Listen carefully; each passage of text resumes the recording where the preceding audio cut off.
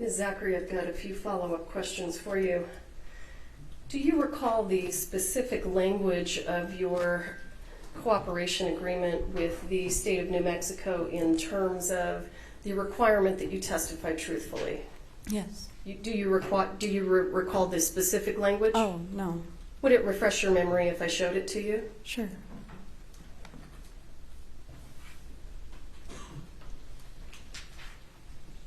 Take your time and review that paragraph, and then I'll ask you some questions about it.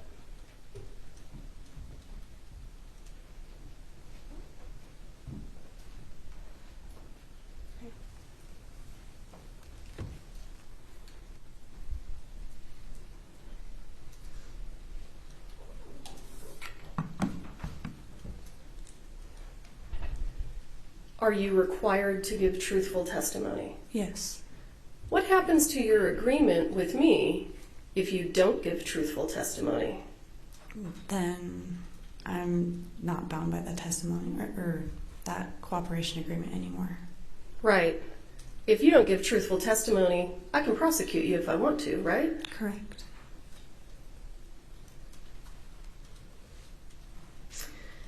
You were asked a variety of questions about whether or not you wanted to fire Ms. Gutierrez. Do you recall those questions? Yes.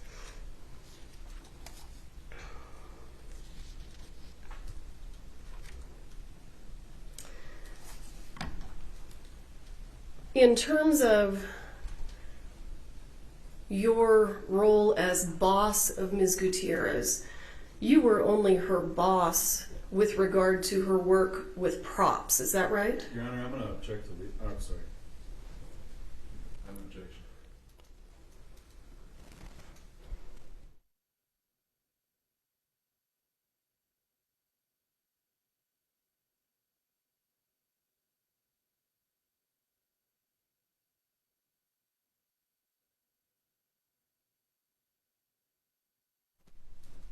Were you in charge of firearms on this set? No. Were you in charge of props? Yes. Explain to the jury what your role was with regard to supervising Ms. Gutierrez in her capacity as prop assistant versus armorer. When it came to being a props assistant, that's where I would ask her to help me with those miscellaneous props that I had mentioned earlier. But armor is in a different department from my understanding, and so she was in charge of that. So what she said goes for the weapons, not props. Does the armorer have autonomy when it comes to weapons? Yes. During the time that you worked with Ms. Gutierrez, did you find her to be easy to work with? No.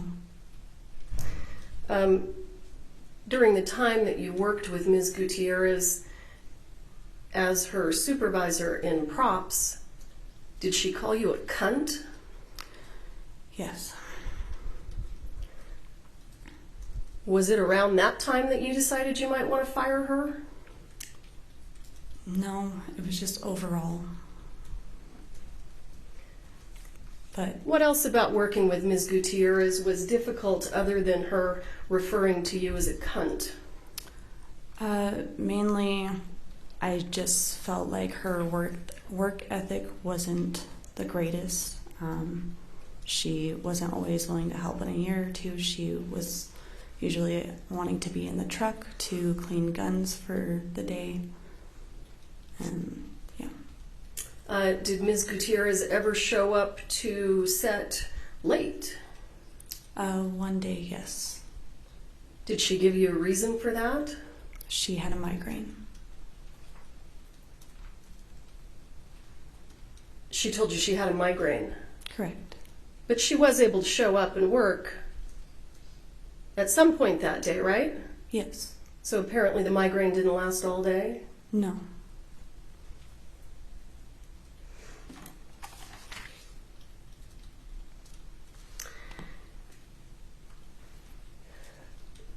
After the incident, did you have contact with Ms. Gutierrez when she was sitting in the back of Mr. Benavidez's police car? believe so, yes. And why were you having contact with her? I was just checking on her to see if she was okay. And did you ask her if she was okay? Yes. And what was her response? I don't recall. Did she express concerns to you about how this might affect her career? Your Yeah. Honor, object.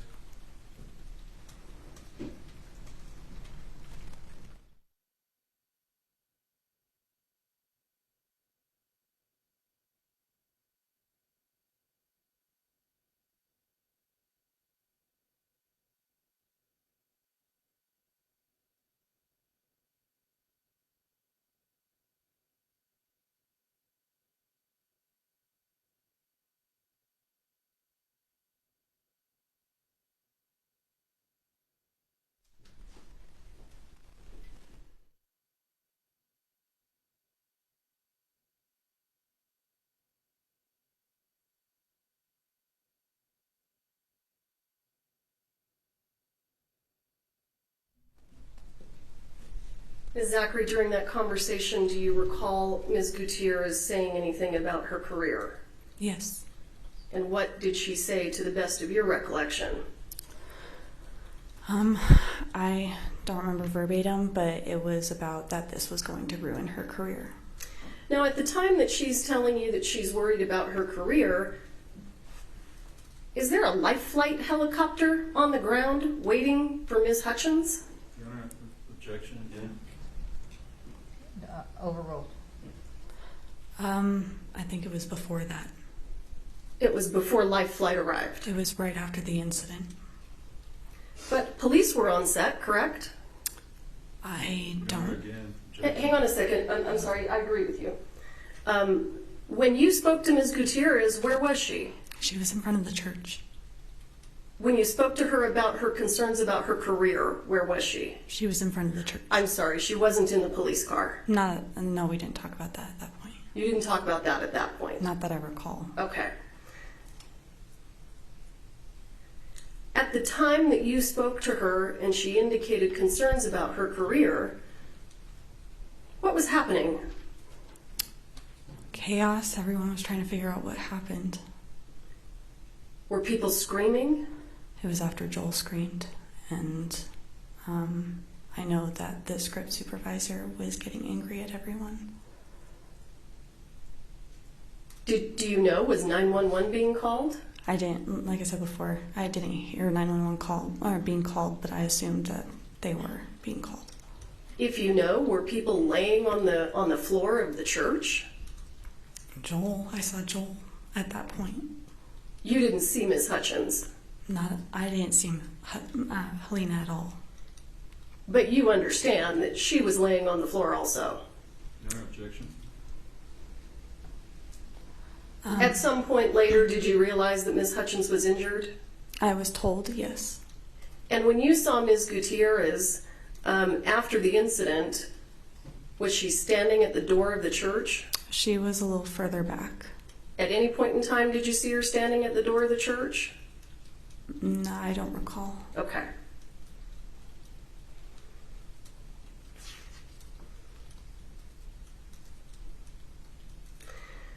Can you explain to the jury why you thought it was important after the incident to remove the guns from the area and get them back to the truck? Like I said, Jensen Ackles had told me to get the guns to safety, so that's what we were intending on doing, was to remove them from the site and get them back to the safe on the prop truck. And you were asked to provide Ms. Gutierrez her personal bag, is that right? Yes. And I want you to describe that for the jury. What did it look like? I don't remember. Was it the fanny pack or not? Your Honor, objection. That I don't think that's leading. Was it the Overruled. fanny pack? I don't remember. Okay.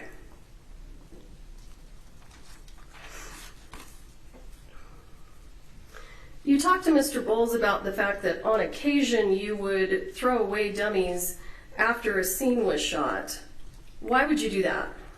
I didn't need them anymore. Is that something that you did when you were working on the set of Rust? I believe so, yes. Okay. How many times do you think you did that during filming? I don't know. Do you know whether production has purchased those dummies or whether they are renting them?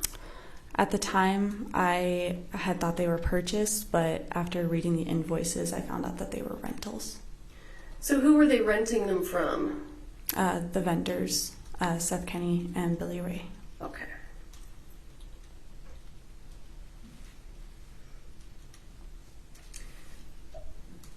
At some point, you were asked by law enforcement to agree to a full extraction of your cell phone, correct? Yes, And did you agree to do that? I did.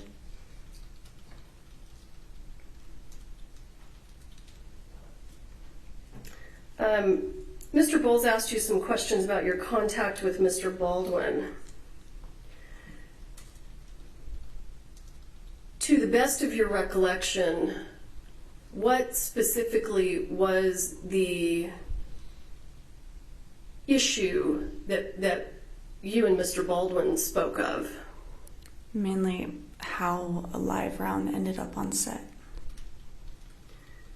So Mr. Baldwin wanted to find out how a live round ended up on the movie set, right? Yes.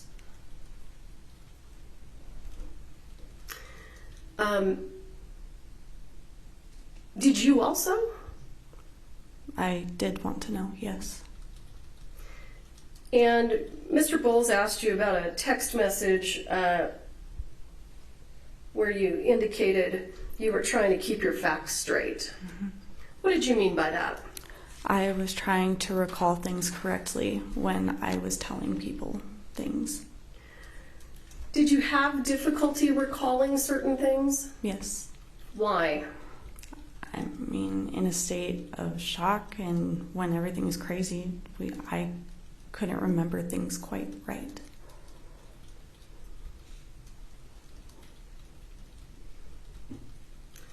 You were asked some questions about Mr. Kinney being present the day of the search of the prop truck.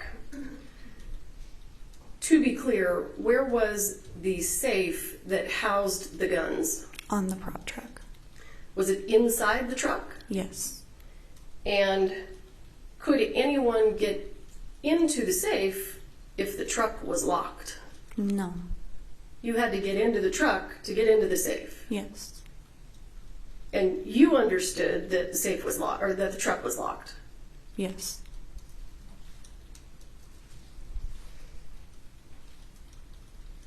At any point in time, if you recall, did you tell production, anyone in production, that you needed more assistance with props? Yes. Do you know whether it was before or after that Ms. Pickle had a conversation with Ms. Gutierrez? It was before.